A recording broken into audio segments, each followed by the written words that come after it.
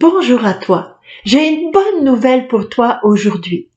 Le Seigneur est tendresse et pitié, lent à la colère et plein d'amour.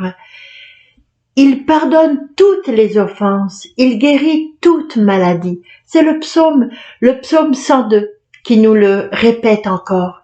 Le Seigneur est tendresse et pitié pour ses enfants. Et je ne sais pas si tu es comme moi, mais je trouve que depuis quelques mois, quelques années, nous avons bien besoin d'entendre des paroles de réconfort de la part de notre Père du ciel, de la part de Jésus. Et justement, aujourd'hui, dans l'Évangile, on peut voir que on vient à Jésus. Des pharisiens viennent à Jésus. Mais ils viennent non pas pour être consolés, mais pour le mettre à l'épreuve. Mettre à l'épreuve le Seigneur, c'est un peu lui dire, Seigneur, je viens, puis je viens voir si tu penses comme moi. Si tu ne penses pas comme moi, alors je te mets à part. Mais c'est un peu ce que les pharisiens viennent faire avec lui. Ils viennent le mettre à l'épreuve pour lui dire, est-il permis de? Puis là, j'ai fait une lecture de cet évangile par rapport à ce que nous vivons en ce moment, la déclaration de guerre entre la Russie et l'Ukraine. Bon. Et j'ai lu, Seigneur, est-il permis de faire la guerre? Et Jésus répond, que vous a prescrit Moïse? Que vous a prescrit la tradition? Que vous prescrivent les coutumes de votre pays, de votre civilisation? Eh bien, c'est permis. Oui, c'est permis de faire la guerre. C'est permis de faire la guerre pour se défendre. C'est permis de faire la guerre pour protéger. Oui, c'est permis. Jésus ne vient pas argumenter avec nous. Jamais. Jésus vient ouvrir notre cœur. Il vient ouvrir d'autres perspectives. Et il répond. C'est permis parce que vous avez le cœur endurci, parce que vous avez le cœur malade. Notre cœur est malade. Le cœur de l'humanité est malade et Jésus a mal à l'humanité. Nous sommes malades, mais Jésus va nous introduire dans une voie de guérison et il va nous dire pour guérir, qu'est-ce qu'il faut faire? Au commencement de la création, ce n'était pas ainsi. Au commencement, Dieu a voulu l'homme et la femme ensemble, pour ensemble créer, pour ensemble gérer le monde, profiter du monde, pour ensemble vivre et donner la vie, pour être ensemble, pour agir ensemble, pas pour être dans la guerre et les disputes et les jalousies et puis tout. C'est tellement compliqué. Moi, je peux pas démêler le vrai du faux, mais je sais que nous avons été créés pour être heureux ensemble. Puis, il continue en disant, l'homme s'attachera à sa femme, à son épouse. C'est un processus, c'est un travail de s'attacher par des actes de bonté, s'attacher par des actes de tendresse, de pardon, de réconciliation, d'espérance. Mais le premier qui a tout quitté pour s'attacher à son épouse, c'est Jésus.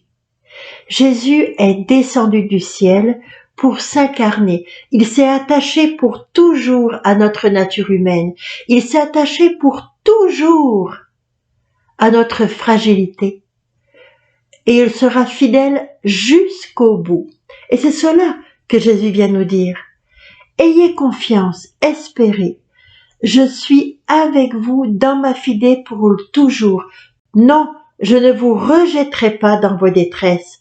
Je ne vous rejetterai pas même dans le péché. Je suis avec vous. Et ça, c'est la très très bonne nouvelle. Très souvent, nos souffrances sont les conséquences de nos erreurs ou de notre péché, de toutes nos difficultés. Mais à partir du moment où on dit à Jésus, regarde Jésus, regarde Père, j'ai besoin de toi. Nous sommes très mal pris, nous avons mal. Alors, au moment même où nous nous tournons vers Dieu, Dieu se penche et il vient assumer les conséquences de nos fautes, de nos erreurs, de notre péché. Il vient assumer les conséquences, comme dès maintenant, parce que nous nous tournons vers lui, Jésus vient assumer les conséquences de cette guerre, mais de toutes les guerres, celles qui ont lieu en Afrique, celles qui ont lieu en Birmanie, toutes les violences qui sont faites dans le monde. Dieu vient assumer. Et c'est pour ça qu'il nous dit, n'aie pas peur, n'ayez pas peur. Jésus vient nous ouvrir à une autre dimension et il vient nous faire passer de la confrontation, de la guerre, l'un contre l'autre. Il vient nous faire passer à l'unité. L'unité. Il vient nous faire passer du vis-à-vis du j'ai raison, c'est moi qui ai raison, tu dois plier, à ensemble cherchons la voie de l'unité. Ensemble cherchons la communion. Il nous fait passer de la confrontation, un gagnant, un perdant, à la communion qui est, nous sommes tous des gagnants avec Jésus. Puis, la plus grande blessure, le plus grand péché, quand on le remet à Dieu, c'est une porte ouverte pour accueillir l'amour de Dieu et le salut. Puis je voudrais te parler un petit peu d'un événement qui s'est passé en 1947 à l'île Bouchard en France. C'est parce que c'est un événement qui est de toute beauté, qui est magnifique. La Vierge avait dit un siècle plus tôt, elle avait dit n'ayez pas peur. Le moment viendra où le danger sera grand. On croira tout perdu. Là, je serai avec vous. Ayez confiance. Et en 1947, le monde entier disait la France est perdue. On était à la veille d'une très grave crise sociale. Tout le monde pensait que la guerre civile était déclarée. Tous les partis étaient prêts pour une grève générale, une tension épouvantable. Ça allait exploser.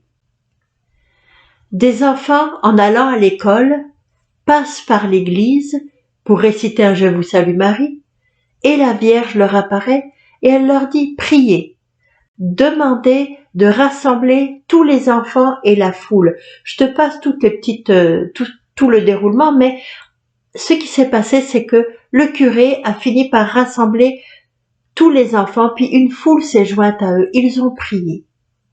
Et tout d'un coup, le vent a tourné, personne n'a rien compris à ce qui s'est passé, mais on ne parlait plus de guerre, on ne parlait plus de grève, on ne parlait plus d'explosion, c'est comme si rien n'avait existé.